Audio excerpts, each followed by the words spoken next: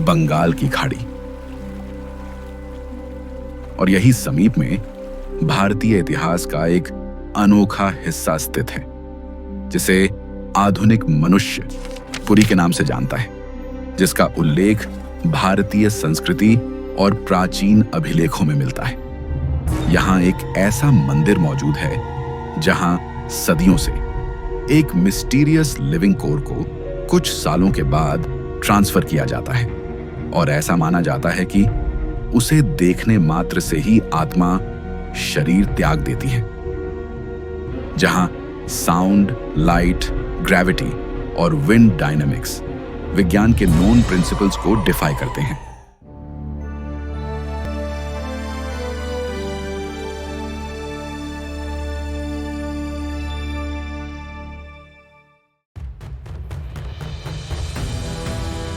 हम बात कर रहे हैं श्री जगन्नाथ पुरी मंदिर की, जहां स्पिरिचुअलिटी और क्वांटम मिस्ट्री का ऐसा संगम है जिसने दुनिया भर के साइंटिस्ट्स, रिसर्चर्स और मिस्टिक्स को चौंका दिया है।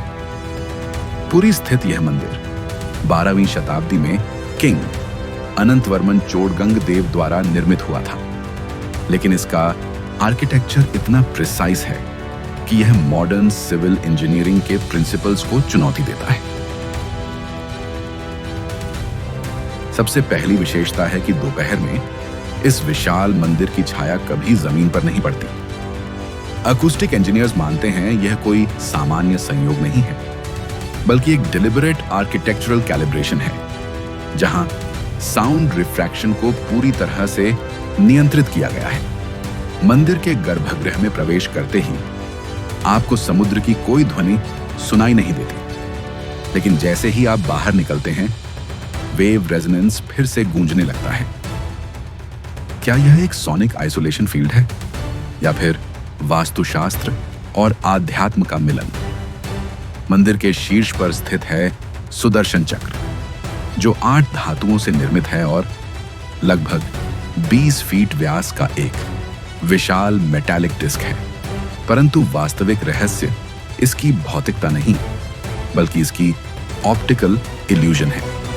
इसे आप जिस भी दिशा से देखिए, यह सदैव आपकी ओर फेस करता हुआ प्रतीत होता है। एक्सपर्ट्स इसे एक मल्टी एंगुलर विजुअल फिनोमेनन कहते हैं, लेकिन इसकी प्रिसाइज फिजिक्स आज तक कोई पूरी तरह से डिकोड नहीं कर सका। कुछ इसे एक एंटी ग्रेविटी स्टेबलाइज्ड स्ट्रक्चर मानते हैं, तो कुछ इसे डिवाइन इल्यूजन, एक ऐसी लीला जो कॉन्शियस जियोमेट्री से संचालित होती है।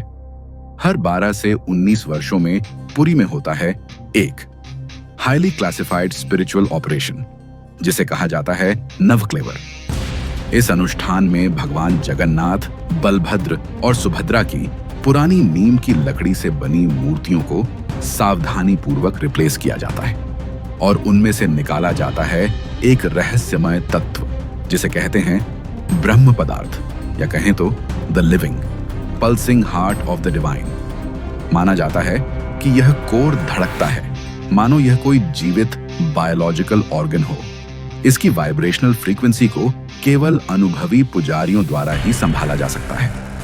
जो पुजारी इस ट्रांसफर प्रोसेस को करते हैं, उनकी आंखों और हाथों पर पट्टियां बांधी जाती हैं। कहते हैं जिसने इसे देखा वह जीवित नहीं रह पाया। तो क्या यह महज कोई सिंबॉलिक एलिमेंट है, या फिर कोई एक्चुअल एनर्जी कोर जिसकी प्रकृति आज के विज्ञान को भी ज्ञात नहीं?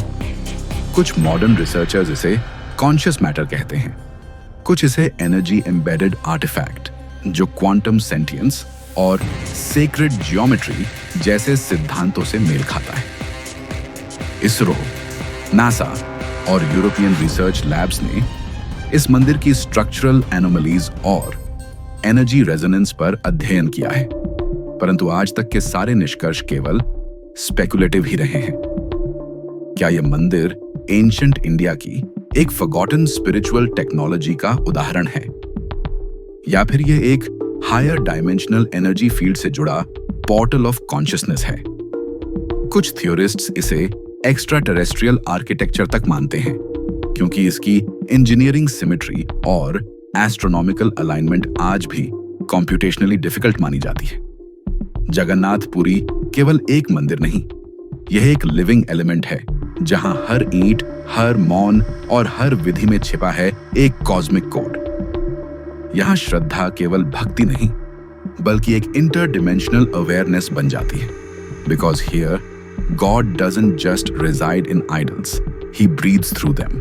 This is the code of the cosmos. This is Jagannath.